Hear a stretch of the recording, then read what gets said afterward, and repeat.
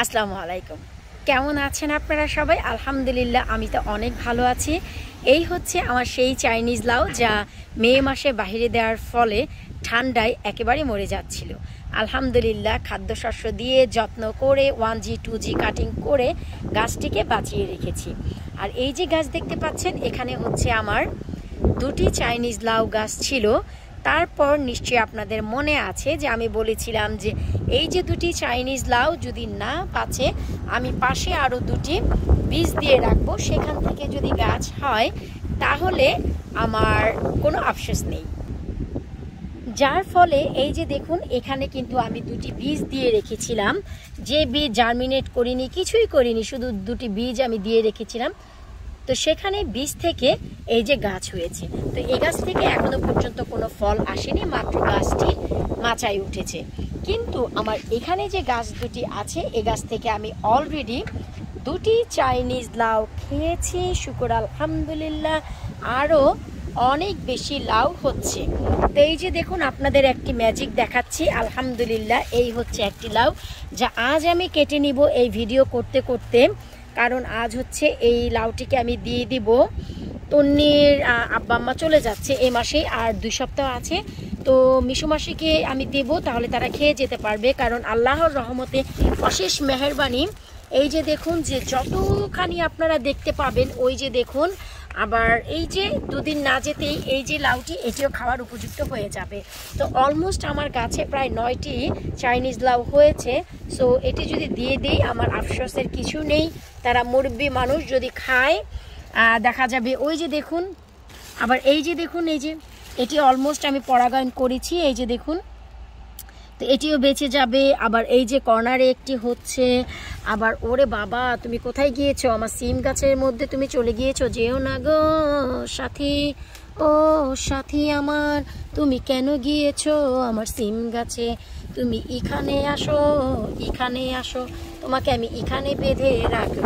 ওই ওই ওই করিস নে, এত বেশি বাতাস, কি যে জঘন্য ওয়েদার। ও মাই গড, দেখুন আমি নিজেও ধাক্কা খাচ্ছি, আমার গাছপালাও ধাক্কা খাচ্ছে। আর ওয়েদারের প্রবণতা দেখুন, আজ নিয়ে পুরোপুরি 16 দিন আমার বাসার এই অবস্থা। খুবই খারাপ, রোদ্রের কোনো বালাই নেই, কিছুই নেই, শুধু হচ্ছে বাতাস আর বাতাস। এই যে দেখুন, গাছগুলো একেবারেই পড়ে যাওয়ার অবস্থা। তারপরে লাভলি ভিউয়ার জানতে চাচ্ছিল যে আমার চাইনিজ লাউ গাছের কি অবস্থা, কারণ তাদের লাউ গাছগুলো নাকি বড় হচ্ছে না, বাড়ছে না, ছোট ছোট লাউ হয়ে হলুদ হয়ে পড়ে যাচ্ছে। আমি সবাইকেই বলবো, লাউ গাছ বলেন, কুমড়া গাছ বলেন, বেগুন গাছ বলেন, সিম গাছ বলেন, যে কোনো গাছই বলেন না কেন, গাছের ফুল ফল টিকিয়ে রাখার জন্য ম্যাগনেসিয়াম, ফসফরাস খুবই খুবই খুবই ইম্পর্টেন্ট। যা আপনারা ম্যাজিক সার যে আমি বানিয়েছি, সেই ম্যাজিক সারে পেয়ে যাবেন, যা হচ্ছে পেঁয়াজের খোসা দিয়ে বানানো সার, চা পাতা, এগুলোর ভিতর পাবেন। আর যখনই দেখবেন গাছে ফুল এসেছে, বেশি বেশি বেশি বেশি কলার খোসার যে সার, সাথে পাকা কলা ব্লেন্ড করে তাও দিয়ে দিবেন। এতে করে আপনাদের গাছের ফুল ফল সব টিকে যাবে। আমি বারবারই বলি, আপনারা এত বড় গাছ বানান, ফলগুলো হয় পড়ে যায়, শোনার পর আমার অনেক বেশি খারাপ লাগে। আর আল্লাহর রহমতে আমি অলরেডি 3টি চাইনিজ লাউ খেয়েছি। আবার গতকালকেও 2টি আমাদের দেশি দুধ লাউ খেয়েছি। আবার এই যে একটি, এটি আজকে আমাকে স্কুল থেকে আনতে গেলে দিয়ে দিব তন্নিকে। তারপরে এই যে দেখুন, শখ করে আমি এখানেও একটি বীজ দিয়েছি। এই যে দেখুন, যা আরও একটু হাত পা ছড়িয়েছে। তারপর আবার এখানেও একটি চাইনিজ লাউ বীজ আমি দিয়েছি। কারণ আপনারা সবাই জানেন যে যখন আমি এই লাউটি মাচায় দিয়েছিলাম, তখন কিন্তু এই গাছটি একেবারে মরে গিয়েছিল, একেবারেই বাঁচবে বলে আমার ধারণা ছিল না। কিন্তু যখনই গাছের 1G 2G কাটিং করে দেই আর একটু মনের মতো খাদ্য দেই, তা পেয়ে এই যে দেখুন নাইট্রোজেন পেয়ে তাদের কি অবস্থা। চা পাতা ভুরি ভুরি আমি দিয়েছি। আমি দিনে 1 কাপ চা খাই, তার বেশি না। তো 1 কাপে 1 ব্যাগ হয়, এর জন্য আমার একেবারেই পোষাচ্ছিল না। আমি যা করেছি, টেস্কো থেকে বড় 1 বক্স 400 প্যাকেট থাকে, সেই বক্স এনে খাওয়া দাওয়া বাদ দিয়ে চা খাবো কি, প্যাকেট ছিঁড়ে ছিঁড়ে এই যে মাটিতে আমি শুধু ঢেলে দিয়েছি আর পানি দিয়ে দিয়েছি।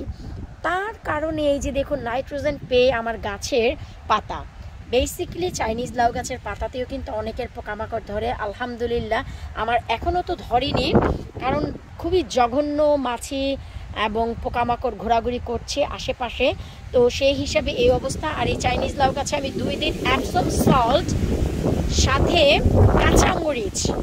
কাঁচামরিচ ব্লেন্ড করে পানির সাথে সেই পানি ছেঁকে অ্যাপসম সল্ট মিশিয়ে 2 দিন আমি স্প্রে করেছি, তার বেশি আর সময় পাইনি। এই যে দেখুন, এই হচ্ছে ওয়েদার। গত 16 দিন যাবত আমি নিজেও জমে যাচ্ছি, কারণ এখনও আমি সোয়েটার পরি। তো যেহেতু জমে যাচ্ছি সেহেতু আসলে ভিডিও করা হয় না, কিন্তু আপনারা এত জানতে চাচ্ছিলেন আপনাদের চাইনিজ লাউ গাছের অবস্থা নাকি খুবই করুণ। তো আপনারা প্লিজ পাকা কলা এবং কলার খোসা একসাথে ব্লেন্ড করে পানি দিয়ে 5 দিন রেখে দিন। তারপর 5 দিন পর সেই পানির সাথে পানি মিক্স করে আপনারা গাছের গোড়ায় গোড়ায় দিন, চা পাতা দিন, আর অ্যাপসম সল্ট, কাঁচামরিচ, এমনকি ম্যাজিক কীটনাশক পার্ট 1, ম্যাজিক কীটনাশক পার্ট 2, যা আপনারা ইউটিউবে গিয়ে যদি সার্চ করেন ম্যাজিক কীটনাশক পার্ট 1 লাবণী কিচেন, ম্যাজিক কীটনাশক পার্ট 2 লাবণী কিচেন, সেখানে আপনারা পেয়ে যাবেন। গাছ বাঁচানোর জন্য আপনাদের তো এই কাজ ভাই করতেই হবে। ভাইরে ভাই, যেই ঠান্ডা এখন হচ্ছে, এই যে আমি কেটে নিয়ে ভাই আমি আর এখন থাকতে পারছি না বাহিরে। আমার এই যে হেই ফিভার শুরু হয়ে যাচ্ছে, কারণ যখনই বাতাস হয় তখনই হেই ফিভার হয়। আলহামদুলিল্লাহ এটি হচ্ছে রাইট টাইম টু ইট।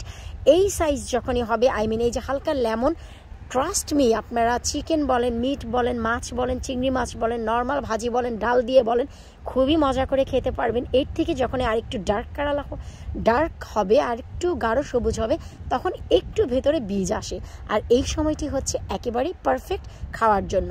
তো চলুন ভাই, এই ঠান্ডায় বাতাসে আমি তো আর ঘরে থাকতে পারছি না, বাইরে থাকতে পারছি না। এই হচ্ছে ভাই, আমি নিয়ে এসেছি আমার চাইনিজ লাউ, যা তন্নির আব্বাকে আজকে দিয়ে দিব। আশা রাখছি এই লাউটি দেখে আপনাদের ভালো লাগবে। আজ আমি গার্ডেন থেকে 2টি জিনিস হারভেস্ট করলাম, এক হচ্ছে চাইনিজ লাউ, আর দ্বিতীয় হচ্ছে আমার গাছের পাকা করলাটি তুলে নিয়েছি, বীজ আমি কালেক্ট করলাম 2024-এর জন্য। এটি হচ্ছে ভালো মানের করলা, যা আমি 2024-এর জন্য সেভ করব। আর এই করলাটিকে ফেলে দিব না রে ভাই, অত ধনী আমি এখনও হইনি। এটি দিয়ে, পাকা করলা দিয়ে ভর্তা বানিয়ে খাবো, ইটস রিয়েলি টেস্টি। তা না হয় অন্য আরেক সময়। আজ আমরা চাইনিজ লাউয়ের গল্পে আছি, সেখানেই থাকি। তো আপনাদের কিছু জানার ইচ্ছে থাকলে অবশ্যই ভিডিওর নিচে কমেন্ট করবেন।